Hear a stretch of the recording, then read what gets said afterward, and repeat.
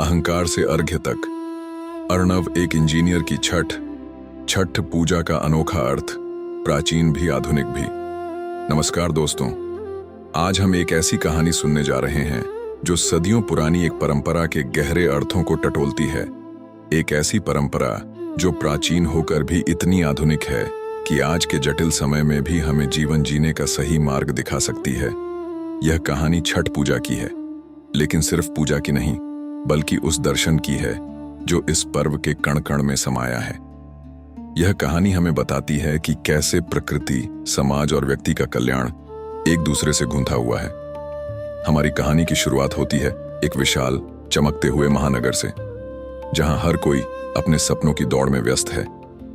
इस शहर में रहता है अर्णव, एक युवा और सफल सॉफ्टवेयर इंजीनियर। अर्णव स्मार्ट था, मेहनती था और दुनिया को अपनी उंगलियों पर नचाने वाले गैजेट्स बनाने में माहिर था। उसे लगता था कि जीवन में असली शक्ति विज्ञान और तकनीक में है। धर्म, कर्मकांड, त्योहार, ये सब उसे पिछड़ेपन की निशानी लगते थे। अर्णव अपने हाईटेक अपार्टमेंट में बैठा लैपटॉप पर काम कर रहा है। शहर का शोर खिड़की से आ रहा है। दिवाली का शोरगुल अभी शांत ही हुआ था कि शहर में एक और हलचल शुरू हो गई। अर्णव के अपार्टमेंट के ठीक सामने बहने वाली नदी के किनारे लोग इकट्ठा होने लगे थे। बांस और केले के पत्तों से बने छोटे छोटे घाट सजने लगे थे। ये छठ पूजा की तैयारियां थीं, जिसे अर्णव की पड़ोसी, एक प्यारी सी बूढ़ी महिला, दादी, हर साल बड़े उत्साह से मनाती थीं। नमस्कार दोस्तों, आप सभी का हमारे YouTube चैनल ONS हिस्ट्री पर स्वागत है। दोस्तों, आपसे एक छोटा सा निवेदन है कि वीडियो शुरू करने से पहले कमेंट बॉक्स में अपना नाम और शहर का नाम लिखना ना भूलें। यह जानना हमारे लिए महत्वपूर्ण है। एक और गुजारिश, अगर आप पहली बार हमारे चैनल पर आए हैं तो कृपया सब्सक्राइब जरूर करें और नोटिफिकेशन बेल दबा दें, ताकि हमारा कोई भी नया वीडियो आपसे मिस ना हो। और इस कहानी या रिश्ते की सच्चाई जानने के लिए वीडियो को अंत तक देखना ना भूलें। ये छठ पूजा की तैयारियां थीं, जिसे अर्णव की पड़ोसी, एक प्यारी सी बूढ़ी महिला, दादी, हर साल बड़े उत्साह से मनाती थीं। अर्णव को यह सब अजीब लगता था। इतनी धूप में गंदी नदी के पानी में खड़े होकर पूजा करने का क्या मतलब? वह मन ही मन सोचता, क्या इससे उसके बच्चे अच्छे नंबर लाएंगे? क्या इससे उसकी सेहत अच्छी रहेगी? उसे समझ नहीं आता था कि लोग ऐसे अवैज्ञानिक पुराने रूढ़िवादी रीति रिवाजों में अपना समय और ऊर्जा क्यों बर्बाद करते हैं। इस साल शहर में प्रदूषण का स्तर बहुत बढ़ गया था। नदी का पानी पहले से कहीं ज्यादा मैला हो चुका था। हवा में भी एक अजीब सी घुटन थी। अर्णव खुद को थका हुआ और बीमार महसूस करने लगा था। उसकी आंखों में जलन थी और सांस लेने में भी तकलीफ हो रही थी। उसे लग रहा था कि उसका हाईटेक जीवन उसे कुछ दे नहीं पा रहा, बल्कि छीन रहा है। दादी अपने घर के बाहर कुछ फल और प्रसाद साफ कर रही हैं। अर्णव उन्हें देखता है। छठ का पहला दिन था। दादी हमेशा की तरह सुबह से ही अपने काम में जुट गई थीं। सूप में ताजे फल, ठेकुआ और दूसरे पकवान सजा रही थीं। उनके चेहरे पर एक अद्भुत शांति और निष्ठा थी। अर्णव ने उन्हें पहली बार इतना ध्यान से देखा। उनकी सादगी में एक गहरा अर्थ छिपा था, जिसे अर्णव अभी तक समझ नहीं पाया था। अर्णव ने सोचा, चलो आज दादी से ही पूछता हूं कि ये सब क्यों करती हैं। वह दादी के पास गया। अर्णव, दादी, आप हर साल इतनी मेहनत से ये पूजा क्यों करती हैं? इतनी गर्मी में नदी में खड़े होकर क्या मिलता है इससे? दादी मुस्कुराते हुए, बेटा अर्णव, छठ सिर्फ पूजा नहीं है, ये जीवन है। ये हमें सिखाती है कि हम कौन हैं और हमें कैसे जीना चाहिए। यहां मनुष्य प्रकृति से क्या संबंध बनाए का सार है। दादी ने अर्णव को अपने पास बिठाया और बताना शुरू किया। दादी, बेटा, ये पर्व मनुष्य और प्रकृति के संबंध का विज्ञान है। हम पैदा हुए हैं और हमारी सबसे बड़ी समस्या यही है कि जिएं कैसे। पशुओं को तो पता है क्या करना है, पर हम मनुष्यों को यह समझना पड़ता है कि ये पूरी सृष्टि, ये प्रकृति, ये दृश्य जगत, इससे हमारा क्या रिश्ता होना चाहिए। छठ यही सिखाती है। अर्णव उत्सुकता से सुन रहा है। दादी छठ के अर्थ को समझा रही हैं। दादी, छठ में कोई ऐतिहासिक घटना नहीं है, कोई राजा रानी की कहानी नहीं है। ये सीधे सीधे वेदों से जुड़ी है। सबसे ज्यादा वैदिक कोई है तो छठ का पर्व है। उस वक़्त के ऋषि मुनि अपने चारों ओर प्रकृति को देखते थे और वहीं सत्य की खोज करते थे, और उन्हें उत्तर मिला कि प्रकृति भोगने के लिए नहीं है, उसके सामने सर झुकाना होता है। तुम देखते हो, हम उगते सूरज को भी अर्घ्य देते हैं और डूबते सूरज को भी। ये सिर्फ सूर्य की पूजा नहीं, ये जीवन के हर चक्र को नमन है, उगते को भी और ढलते को भी। जीवन के आगमन की भी पूजा है, और जीवन का चक्र है, उसमें जीवन की विदाई भी है। अर्णव: लेकिन दादी, हम तो बस परिवार के सुख और समृद्धि के लिए पूजा करते हैं, है ना? दादी: हाँ बेटा, लेकिन परिवार का सुख प्रकृति के सुख से अलग नहीं है। क्या हमारा परिवार तब तक स्वस्थ रह सकता है जब नदी बीमार हो, हवा जहरीली हो?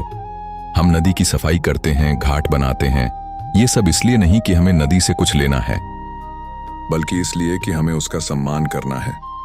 अगर आप नदी को नहीं बचा रहे हो तो फिर आप पर्व को भी नहीं बचा पाओगे। तुम देख रहे हो, इस पूजा में हम कोई कृत्रिम चीज इस्तेमाल नहीं करते। सब कुछ प्राकृतिक, सब कुछ बायोडिग्रेडेबल। कोई ऐसी चीज बता दीजिए जो छठ महापर्व में इस्तेमाल होती हो और बायोडिग्रेडेबल ना हो। कोई सिला हुआ कपड़ा नहीं, कोई तेज मसाले वाला खाना नहीं, सब कुछ सादा, पवित्र। ये हमें अपने भीतर और बाहर दोनों जगह से शुद्ध होने का रास्ता दिखाती है।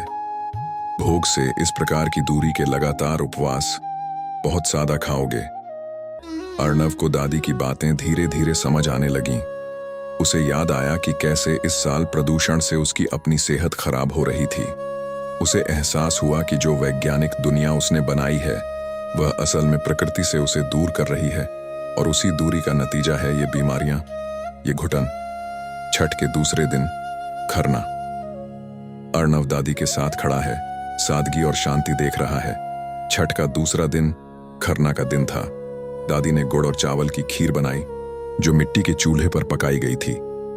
पूजा के बाद दादी ने अर्णव को प्रसाद दिया। वह खीर इतनी सादी, इतनी शुद्ध थी कि अर्णव ने अपने जीवन में ऐसा स्वाद कभी नहीं चखा था। उसे लगा जैसे उसकी आत्मा तक शांत हो गई हो। दादी ने बताया कि इस पर्व में हम सिर्फ उन्हीं फलों और सब्जियों का इस्तेमाल करते हैं जो उस मौसम में, उसी इलाके में उगते हैं। ये प्रकृति का आभार व्यक्त करने का तरीका है कि उसने हमें क्या दिया है। अर्णव सोचते हुए: मेरी सॉफ्टवेयर कंपनी तो पूरी दुनिया से सामग्री मंगाती है सिर्फ मुनाफे के लिए, प्रकृति का कोई ध्यान नहीं रखती। हम सब उपभोक्ता बन गए हैं, पूजक नहीं। अर्णव नदी किनारे घाट पर भीड़ के साथ खड़ा है। लोग गीत गा रहे हैं। तीसरे दिन संध्या अर्घ्य का वक्त था। नदी का घाट हजारों लोगों से भरा हुआ था। हर चेहरे पर एक ही भाव था, श्रद्धा और प्रतीक्षा। लोग एक साथ छठ के गीत गा रहे थे। वो जो आनंद होता है जहां पर ईगो बाउंड्री गिर जाती है, जब सब एक सुर में एक सम्मत होकर के गाते हैं इकट्ठे, तो उसमें फिर क्या मौज फूट है।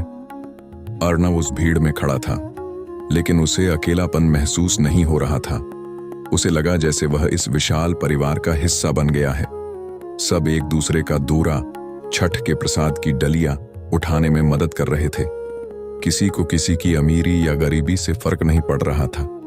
सब एक ही धारा में, एक ही उद्देश्य के साथ बह रहे थे। सूरज धीरे धीरे ढल रहा था। आसमान नारंगी और लाल रंग से सराबोर था। अर्णव ने अपनी आंखें बंद की और पहली बार उसे महसूस हुआ कि ये सिर्फ एक तारा नहीं, बल्कि जीवन का स्रोत है। उसकी किरणों में एक ऐसी ऊर्जा थी जो सिर्फ शरीर को नहीं, आत्मा को भी शक्ति दे रही थी। उसने पहली बार अपने भीतर एक गहरी शांति महसूस की। उसका सारा अहंकार, सारी वैज्ञानिक सोच, सब कुछ उस ढलते सूरज के साथ पिघल रहा था। अर्णव मन में: दादी सही कहती थीं, ये पर्व एकाकीपन को काटता है। यह जीवन के एकरेपन, एकाकीपन को भी काटता है। मेरे भीतर जो मैं था, जो सिर्फ अपनी उन्नति और अपनी सुख सुविधाओं में उलझा रहता था, वो आज इस हम में विलीन हो रहा था। मेरी मुक्ति तब तक अधूरी है जब तक मेरे आसपास के लोग, ये प्रकृति, ये नदी, सब कष्ट में हों। मुक्ति, मोक्ष, निर्वाण वो भी अकेले नहीं हो सकता। मेरा कल्याण तुम्हारे कल्याण से भिन्न नहीं है, क्योंकि मैं और तुम अभिन्न हैं। सुबह का अर्घ्य। अर्णव भी नदी में खड़ा है। चौथी सुबह, भोर का अर्घ्य था। अंधेरा अभी पूरी तरह छटा नहीं था, लेकिन लोगों की भीड़ फिर से घाट पर उमड़ पड़ी थी। अर्णव भी आज नदी के ठंडे पानी में उतर गया। सूरज की पहली किरण जब क्षितिज पर फूटने लगी तो अर्णव ने अपने हाथों में जल लेकर उगते हुए सूर्य को अर्घ्य दिया। उस क्षण उसे सब कुछ साफ साफ समझ आ गया।